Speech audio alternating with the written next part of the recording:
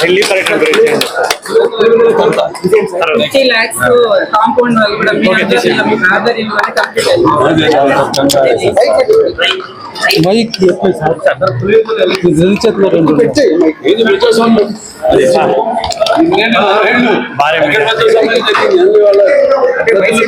YCP ఆరోపిస్తారు కదా